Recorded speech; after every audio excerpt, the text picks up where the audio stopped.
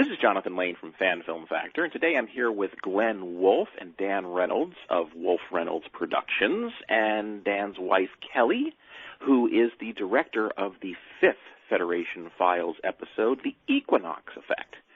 How are you guys doing today? Doing very well, thank you. Very well. Doing as well as can be expected. Alrighty, so The Equinox Effect just came out on December 31st. It was actually available a couple of weeks earlier as you guys entered it in the Indie Boom Film Festival, so folks can go and vote for The Equinox Effect if you really, really like it. But now it is up on YouTube as well, and hopefully you folks have already watched it earlier on in this blog, because we are going to talk about some of the stuff that happens in it. Spoilers, spoilers. All right, so let me see if I can remember what each of you did in terms of the production. Kelly, you are the director, right? Yes. And Dan, you were director of photography, correct? Right.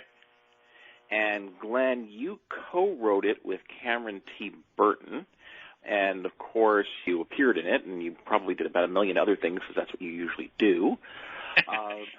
But let's talk about the significance of the Equinox Effect first, in that it is sort of a tapestry, sort of a mosaic of a whole bunch of other fan films combined with the most recent episode of the Federation Files. I think I counted in your credits like 8 different attributions to other fan films. Some of them have been completed and released. Some of them are still in production. Some of them, like Equinox itself, are probably never going to happen.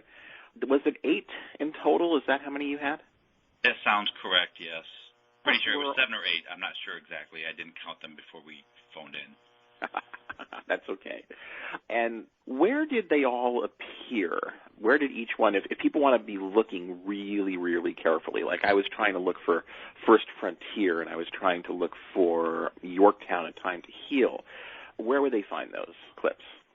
The majority of the shorter clips that were contributed to the film will be seen on the monitors when they're at the Gateway Station, basically reviewing history.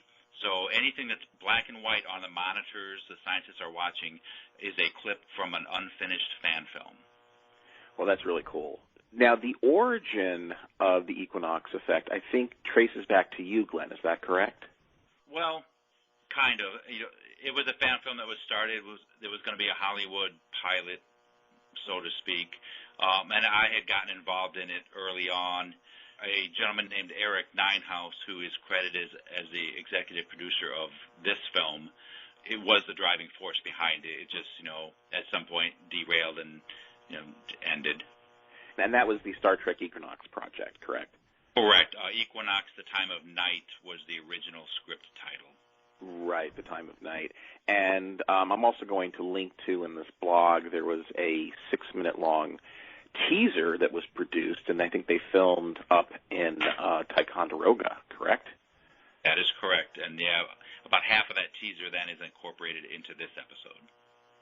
Now, interestingly enough, they had John Savage, who had played Captain Rudy Ransom in Star Trek Voyager in the episode Equinox and Equinox Part 2.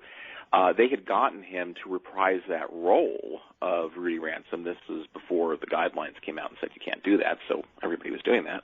And they also had, if I remember correctly, Gary Lockwood reprising his role of Gary Mitchell, obviously sort of coming back from godhood to be a little bit more normal, I guess. And the Equinox was going to be like a Coventry-class starship, very much like Reliant pre-refit. And they were all doing fine. They were crowdfunding.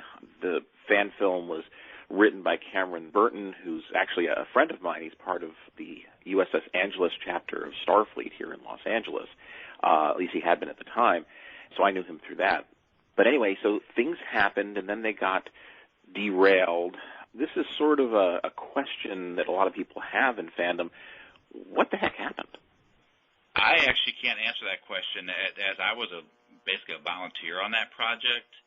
I honestly believe it was probably the logistics of just getting everything pulled together just never happened, would be my view on it, because we did start filming, obviously. We had, some good shots, and really after the shoot in Ticonderoga, we just never got anything off schedule, and I really can't say who was in charge of that. My role was to help with props and costumes and, the detail work, as I do with most of my fan films. I'm the guy that tries to make it look like Star Trek, not really the guy who's, directing it, or in that case, not even writing, that particular episode. I did write a story around it for this episode, but as far as Equinox Time of Night goes, my role was really acquire props and, make sure people had their uniforms, that kind of stuff.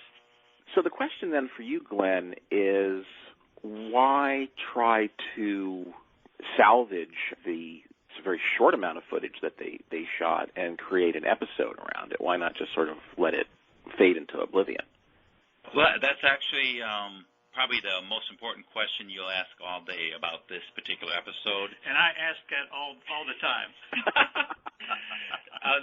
This episode is so much different than anything else that we've done because, as many people know, I've been involved in a lot of different fan films, and I've been involved in a lot of fan films that never got made. So this was kind of my thank you to everybody who tried, everybody who came and shot some stuff that never got made.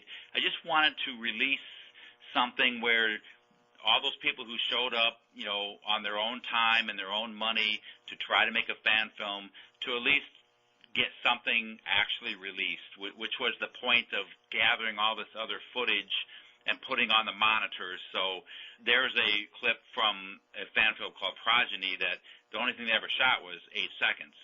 So my wizard of a editor here made that 8 seconds into a long enough clip to show on one of those monitor screens so that everything they shot actually is now in a fan film. But this is really my giving to the people who tried to make fan films something when it didn't work out. So it's kind of a thank you to the fans. This is really my fan film to the fan film makers, quite honestly. It's probably not our best work, and some people will look at it and think, yeah, why even bother? But I think it turned out pretty well, and really it was a thank you, really, is why we did this. Well, I think that is really quite cool. And, I know what you're saying about people, being hypercritical of fan films. For me, that's like being hypercritical of a kindergarten or third grade, production. You're not going to the school assembly, to watch Les Miserables on Broadway. You have to give fans a little bit of leeway, to say, hey, you're doing the best you can. I've said this many times before. I have 2 rules of fan films on Fan Film Factor. The first is that there's no such thing as a bad Star Trek fan film, and the second is if you see a bad Star Trek fan film, refer to rule number 1. So, I looked at your episode, and, I saw the rough edges here and there, but what I also saw is this was an incredibly ambitious production, which is my segue now to bring Kelly into the conversation, because you directed this very ambitious production. I did.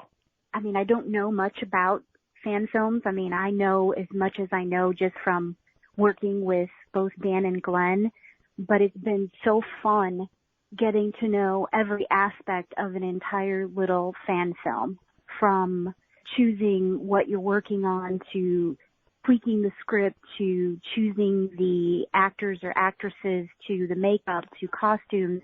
It was an amazing experience.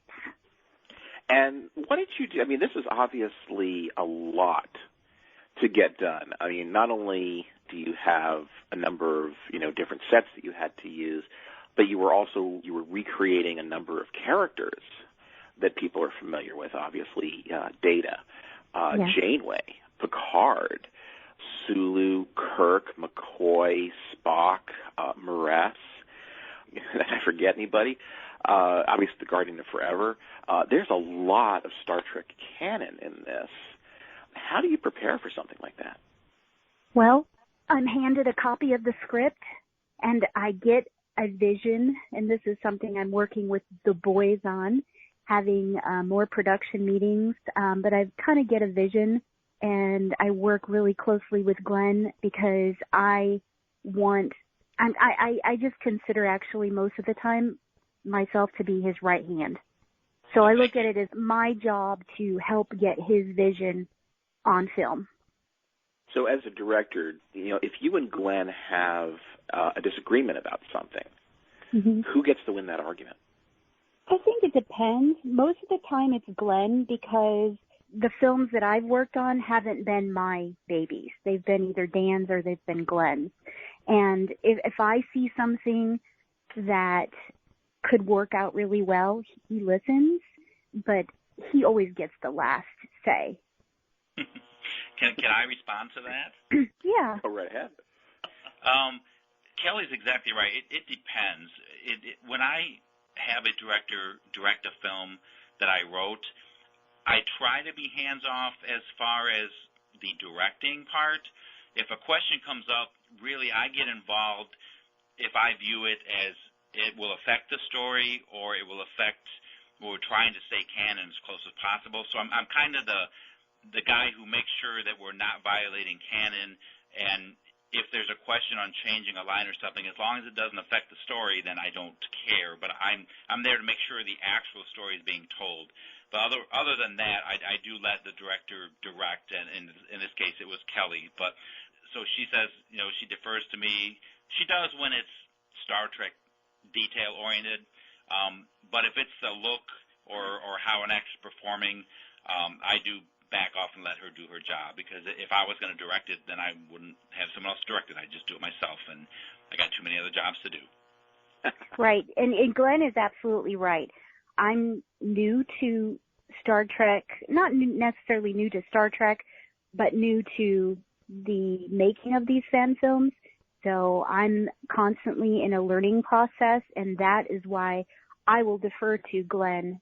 Is that's not to say that if I have ideas about something, a script part or a sentence or a word, that he lets me take the lead as the director.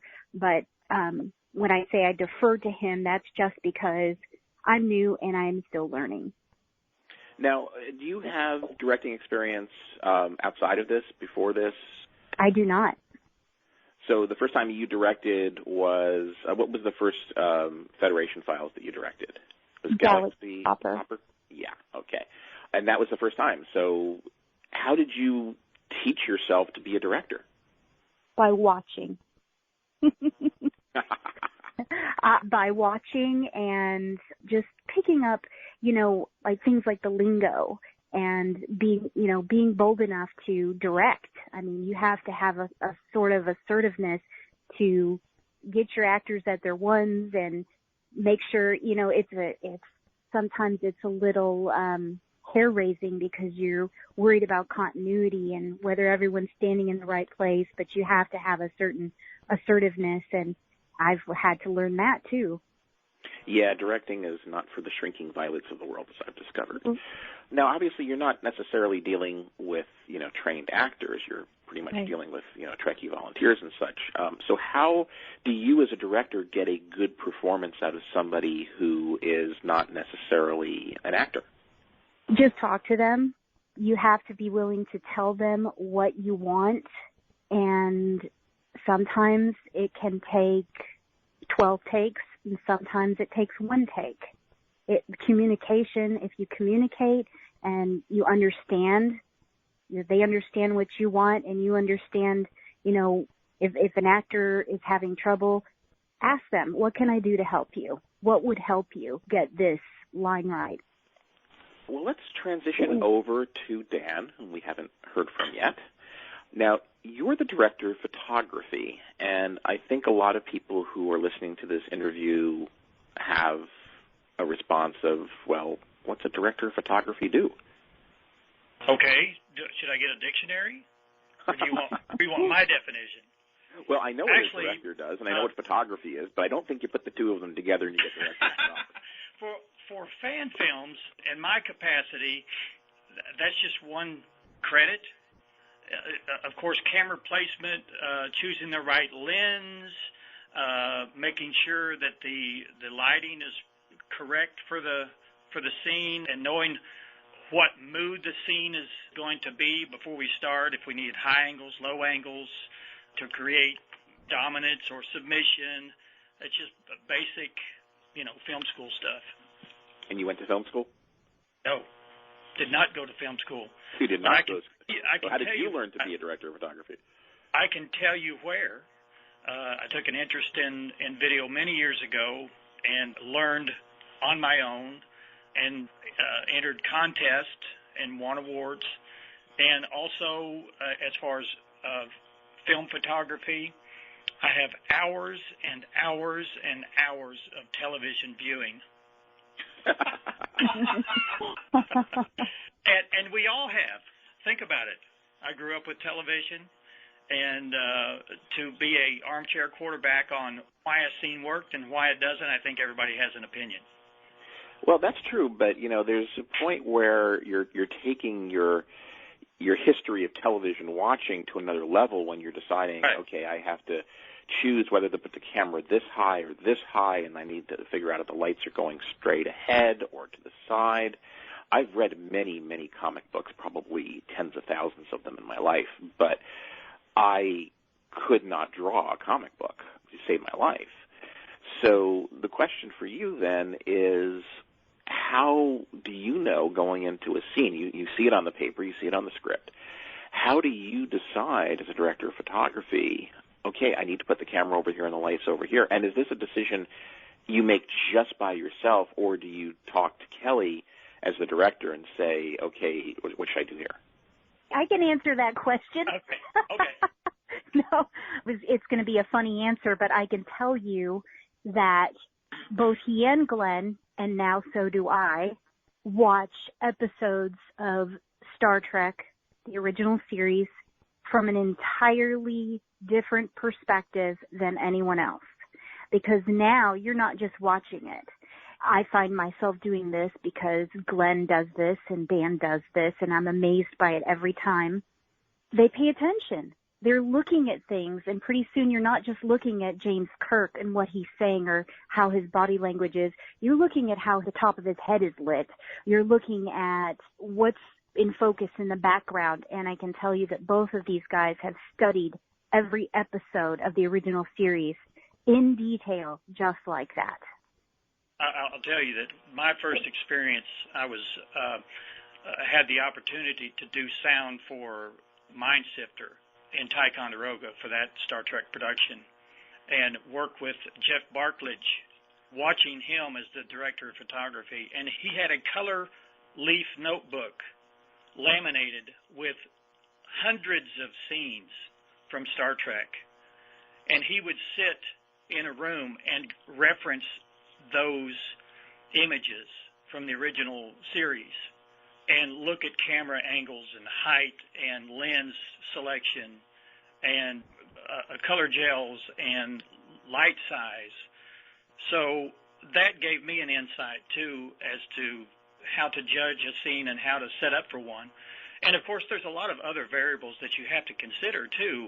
We have a three-quarter bridge, and when I say three-quarters, if you're shooting a scene where you're shooting the engineering and the communication section with the captain's island all in frame, your back is against the wall. So, there are limitations in everything you do.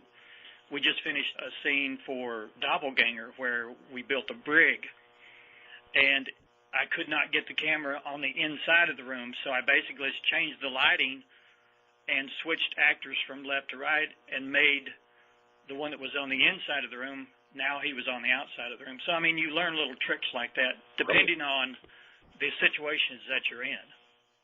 Yeah, that's pretty cool. When we were doing the interlude shoot at Aries Studios, I remember that Josh Irwin, he spent like about 15 or 20 minutes getting a shot set up, just this one shot of Garth that he wanted to look just like the shot of Kirk from Balance of Terror, when there's like just this tiny little, almost like a Zorro mask of white light right across his forehead and his eyes and nowhere else. And then there's, the stuff that's behind him.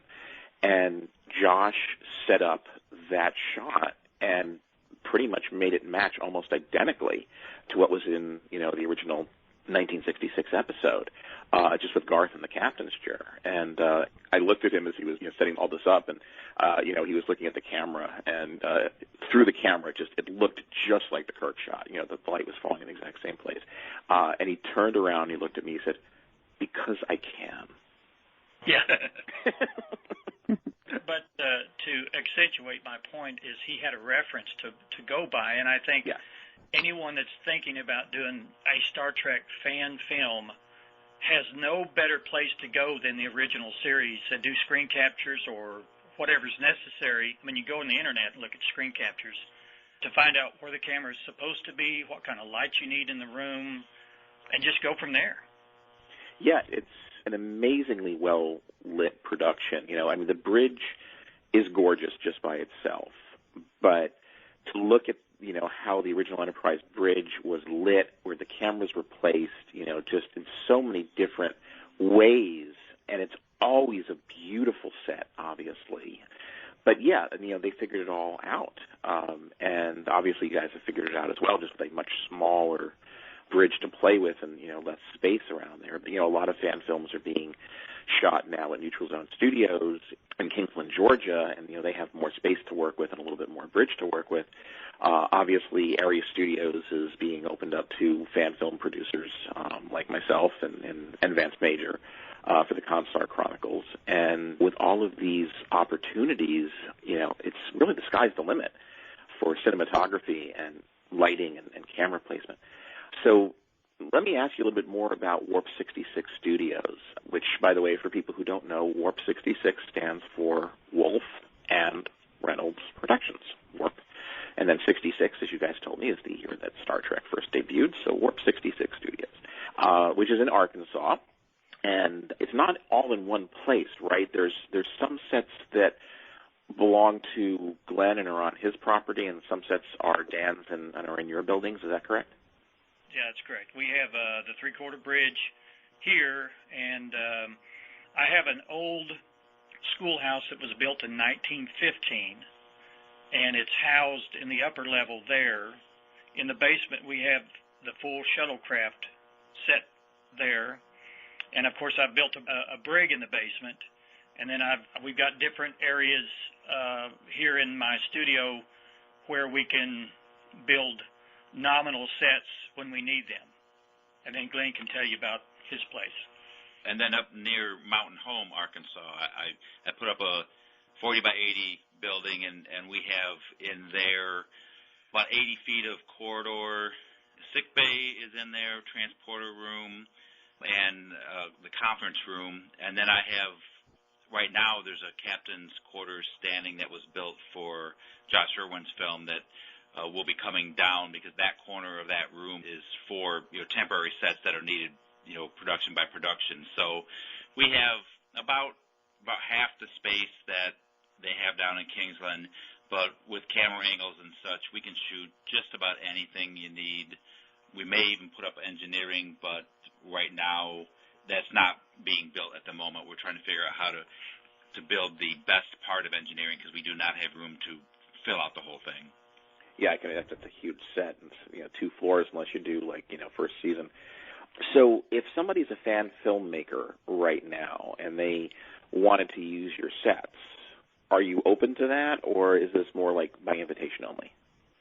I think by invitation only is not the correct way to say. We are open to working with other fan film makers. So to say that we have to reach out to them if we don't know who they are, we can't. So if they want to come here and work on our sets, they should drop us a line, either personally, you know, Glenn L. Wolfe on Facebook, or Dan R. Reynolds, or you can, through our web pages, Warp 66 or Fed Files.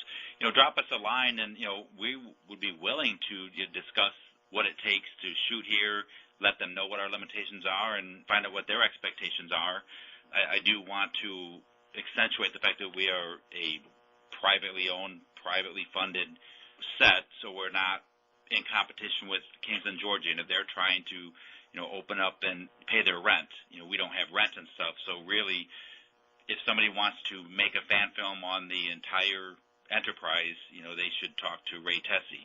But we are not in any way a members-only club. You know, reach out to us, and if it makes sense, you know, we'll help you out. If it doesn't make sense for either party, then, you know, thanks for asking. Yeah, and as one of the people who reached out along with Josh Irwin and Victoria Fox, I would like to thank you for not only offering your sickbay to us, but from what I've heard, you've been hard at work turning your TOS sickbay into more of a pre-TOS, more like, what you'd see in Where No Man Has Gone Before, sickbay.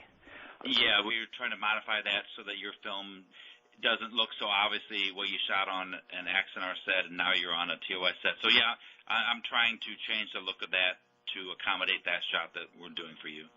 And I do really appreciate that. I think that's scheduled to film on the 11th of January. Is that right? I have the 11th of January on my calendar. Perfect. Yeah, I mean, that's all Josh and Victoria, obviously. Yes.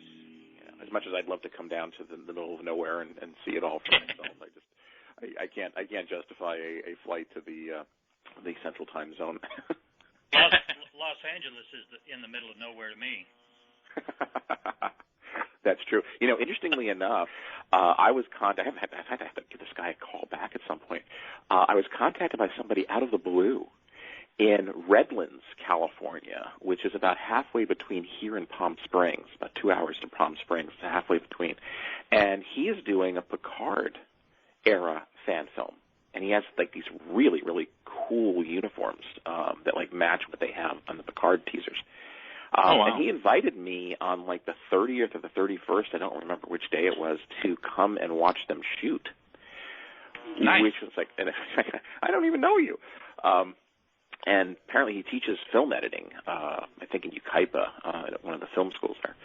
And anyway, he reached out to me, and I said, well, because, from Los Angeles, that's probably an hour and 15 minutes, if not more. It's traffic, so it could easily be 3 or 4 hours, depending on. Sure. And, of course, it's, right in the middle of the holidays. But as it happens, next week we go to Palm Springs for the week while my son goes to his grandparents who live in Palm Desert. Wendy and I go close by to this place called Rancho Los Palmas, and this is our one decent vacation of the year. And we have 4 or 5 days there to basically go. It's right across the street from a big mall complex with a big movie theater. And we basically just go and see every movie that we possibly can, because when you have a 9-year-old, you can't do that. Well, that's cool. So they're making a fan film of a series that's not even out yet, huh? Yeah. And all I've seen is the Picard, the red Starfleet outfit, because he took a selfie with himself. But anyway, if I'm already in Palm Springs, getting to Redlands is only maybe about 45 minutes, and there's not nearly as much traffic. So okay, maybe I can do it. Yeah, I think you should. I haven't actually been to many fan film sets, although I actually was in a fan film back in 1999. Occasionally I went to Rob Kay's place a couple times for Hidden Frontier. Oh. But now, now that I've gotten the bug, seen some shooting at Ares Studios, it's you know what, this is pretty cool. I want to do more of it. I kind of understand you more, Glenn, of you wanting to.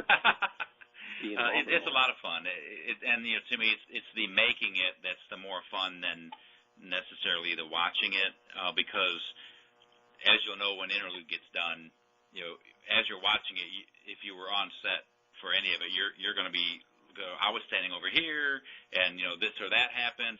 It's hard for me to watch the films I've been working on because I can't enjoy them because I'm too busy remembering all the hard work. Well, for me, the hard work for me was more, because as executive producer, I was the person. We didn't have a producer, so to speak. Right. So I basically was doing both things. Everything that was on the buffet table had to be placed there by me. And I didn't realize that. I mean, I had no idea when I first brought Josh and Victoria on how much goddamn work I would have to do. I figured all I had to do was raise the money. And then I could basically climb into the back seat of the car and let them drive. And, you both have done this before. You go and, make a nice fan film for me. Mm-hmm. And, and I always tell this story. I woke up in the middle of the night, I guess 8 days before filming, in a cold sweat, when I suddenly realized that even though I had found a caterer, that we didn't have tables or chairs for anybody to sit on. Jonathan, you bring up a really good point, and I think this is what many first-time filmmakers, fan filmmakers particularly, don't understand or don't have a concept of. The logistics of making this happen is the absolute hardest thing about the entire film. Getting actors and costumes, getting them to send you their measurements so you can get costumes that fit. getting a makeup person there and making sure you have enough time if you're doing prosthetic makeup. You make sure that actor's there, 3 hours before everybody else, because it takes, a few hours to get that stuff on. And whoever is in charge of that, I usually call that person the line producer, which is usually me.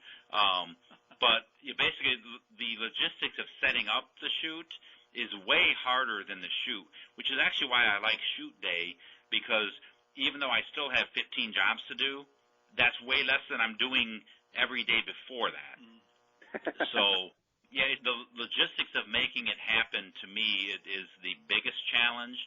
And then, of course, because you're dealing with volunteers for the most part, unless you're doing a film where you're paying people, hoping they show up. I always have at least 3 extra actors showing up to be extras, so that when someone doesn't show, that person then I pick one of the extras and promote them to saying lines. So, and you have to have, in that case, those extras that I have to have 3 different costumes ready for, because I don't know which color outfit they might have to fill in for. Yeah, you know what? I'll tell you something funny about Interlude. We did that too. We also got extras. That was, Victoria and Josh, making sure, because they said, people are not going to show up. It's just going to happen. And everybody showed up. I mean, thank goodness we still had enough food for everybody when the caterer came. But, right. We had so many extras available that there are scenes on, I believe, on both bridges, actually, but on the Aries Bridge that have, a full crew. There's, 10 people on that bridge. Right. And it just, there's some really awesome shots that were set up because we had so many extras. Now I watch some fan films where I see, the bridge, there's one person at navigation and one person at sciences, and then, Kirk or the captain is in the command chair, and you don't see anybody else. And, I realize that, the bridge is never that empty in actual Star Trek, but, when you don't have enough extras, you're kind of stuck with putting the people that you have in various spots. And we always shoot with the full bridge. We always make sure we have every seat has a body in it. And if someone doesn't show up, then we just don't show that station ever on the bridge, because that's one thing that bugs me about fan films, too, is if you're going to shoot the bridge and you have 3 actors, you better be really creative or you never do a wide-angle shot. As case in point with Equinox, there are many scenes where we only had 1 or 2 actors, but in a wide shot there's 4 people in it, either because the people couldn't be there or the person left and we wanted to go do a pickup shot and they had already dyed their hair or moved out of the state. So you have to really be creative in those situations. Yeah, it's amazing how many things can potentially, go wrong on a shoot. And, I'm just discovering this myself. In one case, to the tune of $4,700 for a green screen. Yep. Things do go wrong on a set, and a lot of times decisions have to be made, very quickly. Yep. That's one of the reasons that the Paul's green screen got damaged, is that, very well-meaning people were simply trying to find a way to get a green screen set up over the view screen. And unfortunately, mistakes happen. The good news is that's the only thing that happened bad on the Interlude shoot. Everything else was just, really amazingly smooth. Do you guys have any stories of things that went wrong on any of your shoots? Yeah, I was just going to give you the back history of my first fan film and talk about things going awry, which was His Name is Mud, which I had many things go awry on that because it was my first time in charge of the whole thing. I'd worked on many films before, but the day before the main shoot on the bridge, my captain backed out. Oh, dear. So I had to basically recast everybody. I just promoted everybody up 1. So the captain you see in His Name is Mud was the first officer. The first officer was the science officer, blah, blah, blah. And everyone learned their lines that night while they were driving there. And the shoot went really smoothly. But you can imagine the day before everyone is coming from all over the country to do this, I get a call from my main character, I can't make it. And on my first time out, too. So I'm just beside myself wondering how I'm even going to pull this off. But the film came out really well, and, Jim Von Dolteren did a really nice job as the captain, so I'm happy with the way it turned out. But the night before, I was like, oh, my God, this is going to be a disaster.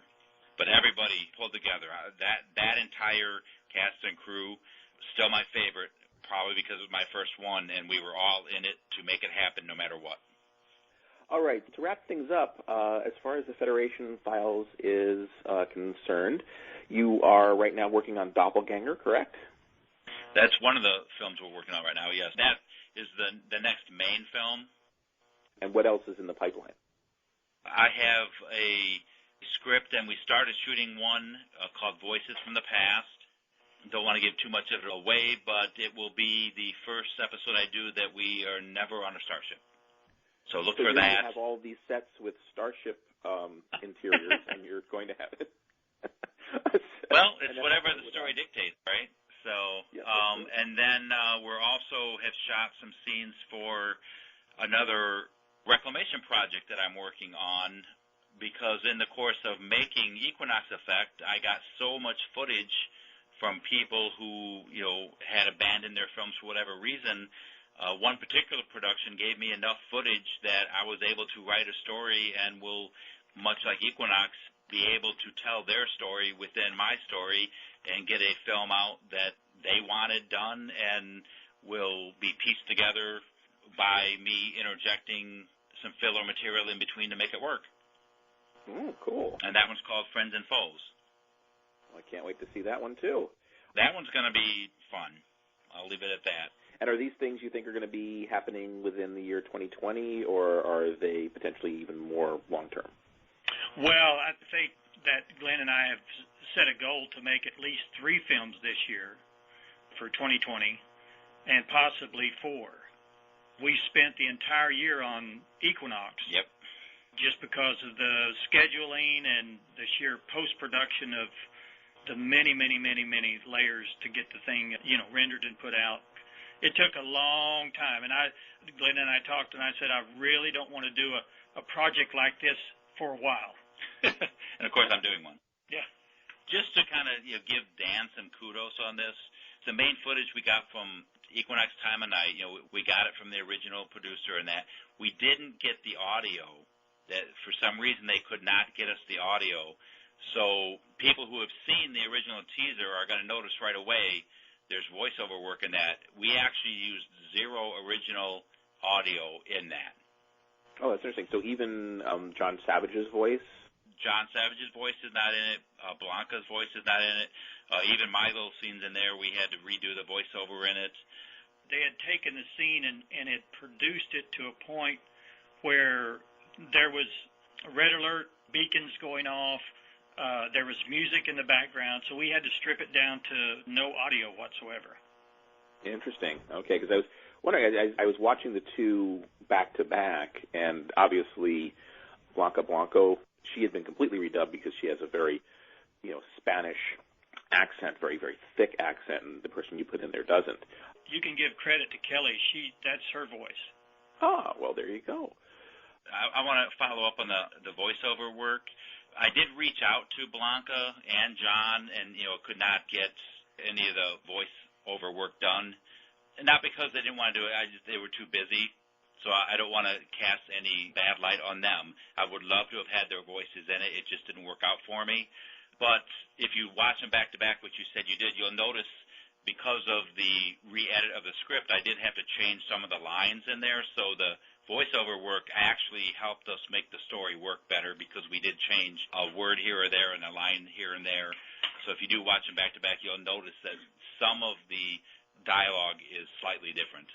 Yeah, in fact, I wanted to thank you for replacing the word space with time.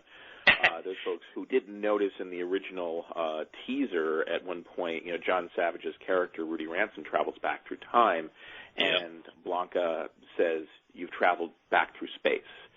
What's funny about that is I was there when we shot that, and that was must have been the first take because I saw that right away, and we changed that. So why the final edit used the only take where she said space in, I'm not sure. Well, at least now that is fixed forever. It is now correct. Now, did you film Frank Jenks and Paul Forrest? Did you film those shots with the 2 of them as McCoy and Spock, or was that just from other fan films? We shot Paul, 2 years before? Yes. In another, when we were doing Walking Bear, Running Wolf. He was there for some scenes, and we had the script ready, and we actually shot that 2 years before and shelved it for this production. Same thing with Morales. And the same thing with Maress. We had shot her during Walking Bear, Running Wolf because we knew that we were going to be doing Equinox at some point in time. Now, Paul... He came down for Kent Edwards' shoot. Yes. And then Spock, that guy has such a huge heart, and he loves what we do. And he will contact us knowing that we're going to be shooting something. He says, if you need me for anything, I will get my telephone out and my cell phone and shoot whatever you need. And that's how we get his footage. Oh, that's awesome. There's some really good people in the fan film community, I have to say. It's all about let me help.